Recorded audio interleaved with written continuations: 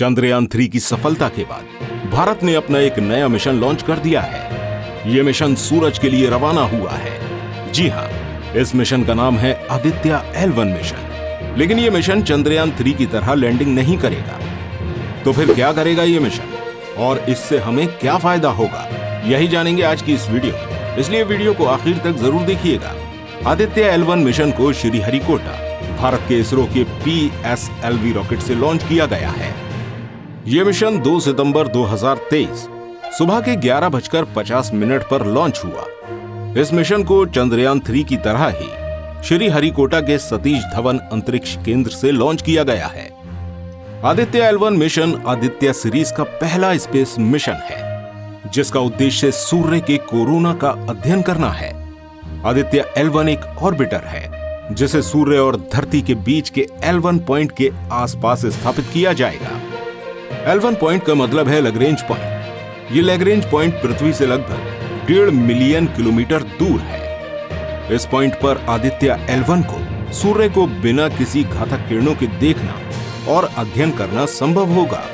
Aditya L1 mission सूर्य के corona के गतिशीलता का अध्ययन करेगा, कोरोना की हीटिंग प्रोसेस को समझना, आंशिक रूप से आयनित प्लाज्मा की भौतिकता का अध्ययन करना, कोरोनल मास इंजेक्शन और फ्लेयर्स की शुरुआत को समझना। इस पॉइंट की हेल्प से हमारा स्पेसक्राफ्ट पृथ्वी और सूरज के बीच में स्थिर रहेगा और ये पृथ्वी के साथ साथ सूरज के भी चारों ओर चक्कर लगाता रहेगा। लैग्रेंज पॉइंट की वजह से हमारे स्पेसक्राफ्ट में ईंधन भी काफी कम खर्च होगा। हमारे स्पेसक्राफ्ट को इस पॉइंट तक पहुंचने में तकरीबन 4 महीने का समय लगेगा और वहां जाने के बाद ये वहां पर 5 सालों तक सूरज पर रिसर्च करेगा, यानी कि ये वहीं पर रुका रहेगा। दोस्तों, हमारा ये जो सूरज है, इसका डायामीटर हमारी पृथ्वी के डायामीटर से बहुत बड़ा है, तकरीबन 109 गुना ज्यादा बड़ा है। और सूरज का वजन भी हमारी पृथ्वी के वजन से तकरीबन 3,33,000 गुना ज्यादा है। सूरज का साइज पृथ्वी से बहुत बड़ा है। सूरज का ये साइज इतना बड़ा है कि ये अपने अंदर तकरीबन 13 लाख पृथ्वी को फिट कर सकता है। दोस्तों, अब जैसा कि आप जानते हैं, हमारी पृथ्वी है, हमारी पृथ्वी की भी कई लेयर्स हैं। इसके अंदर जो सबसे नीचे लेयर है उसको कोर कहा जाता है और सबसे ऊपर वाली लेयर को क्रस्ट कहा जाता है। इसी तरह से हमारे सूरज के अंदर भी कई लेयर्स पाई जाती हैं। सूरज की सबसे अंदर वाली लेयर को कोर कहा जाता है। जी हाँ, इसे भी कोर कहते हैं। इस कोर के अंदर न्यूक्लियर फिक्शन की रिएक्शंस होते रहते हैं, जिसमें हाइड्रोजन और हीलियम गैसेस एनर्जी में चेंज होती रहती हैं। इसी एनर्जी की मदद से सूरज प्रकाश पैदा करता है और सूरज से गर्मी भी इसी वजह से निकलती है। अगर हम बात करें इस कोर के टेम्परेचर की, यानी कि सूरज की भीतर वाली लेयर की, तो इसका टेम्परेचर तकरीबन 15 मिलियन डिग्री सेल्सियस के लगभग होता है और इसके बाहर वाली परत का टेम्परेचर तकरीबन 5,500 डिग्री सेल्सियस के लगभग रहता है। और सूरज की इस लेयर के ऊपर एक और लेयर मौजूद होती है, जिसका टेम्परेचर हमेशा 6,000 से 20,000 डिग्री के बीच में रहता है। अब इन लेयर्स के ऊपर भी एक और लेयर होती है। ये लेयर सूरज की सबसे बाहरी परत कहलाती है, जिसे कोरोना के नाम से जाना जाता है। अब इस लेयर में बहुत ज्यादा अधिक मात्रा में प्लाज्मा प्रेजेंट होता है और यहाँ का टेम्परेचर तकरीबन 1 लाख से 3 लाख डिग्री सेल्सियस तक होता है। ये वाकई में चौंकने वाली बात है कि ऐसा क्यों होता है कि इसके बीच की लेयर का टेम्परेचर इतना कम हो जाता है और फिर इसकी बाहरी लेयर, जिसको कोरोना कहते हैं, उसका टेम्परेचर इतना हाई कैसे रहता है। हालांकि इस बारे में अभी तक हमारी साइंस भी कुछ सही नहीं बता पाई है, लेकिन हमारा आदित्य L1 मिशन इसी उम्मीद के साथ भेजा गया है कि वो सूरज के इस रहस्य से पर्दा उठाएगा।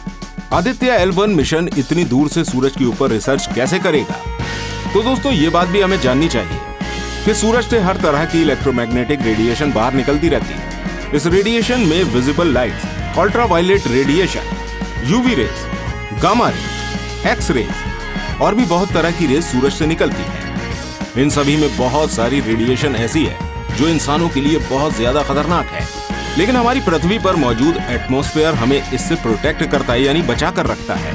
इसके अलावा सूरज से कोरोनल मास इंजेक्शन भी निकलता रहता है, जिन्हें सोलर विंड और मैग्नेटिक फील्ड का बहुत बड़ा बस्ट माना जाता है। इसके अलावा सूरज से कभी कभी सोलर फ्लेयर्स भी निकलते हुए देखने को मिले हैं। दोस्तों, हमारा आदित्य L1 इन्हीं सब चीजों के ऊपर रिसर्च करने के लिए गया है। आदित्य L1 के ऊपर 7 पेलोड्स लगाए गए हैं, जिसमें पहला है visible emission line coronagraph. दूसरे नंबर पर है सोलर अल्ट्रावायलेट इमेजिंग टेलीस्कोप। तीसरे नंबर पर है solar low energy X ray spectrometer और चौथे नंबर पर है high energy L one orbiting X ray spectrometer. पांचवें नंबर पर है Aditya solar wind particle experiment. छठे नंबर पर है plasma analyser package for Aditya और सातवें नंबर पर है मैग्नेटोमीटर MAG, जो कि मैग्नेटिक फील्ड को नापने का काम करेगा। दोस्तों, इन सब पेलोड्स के अलग अलग काम हैं। दोस्तों, आदित्य L1 जिस काम से गया है वो काम धरती पर रहकर पॉसिबल नहीं है, इसलिए उसे L1 पॉइंट पर रहना पड़ेगा।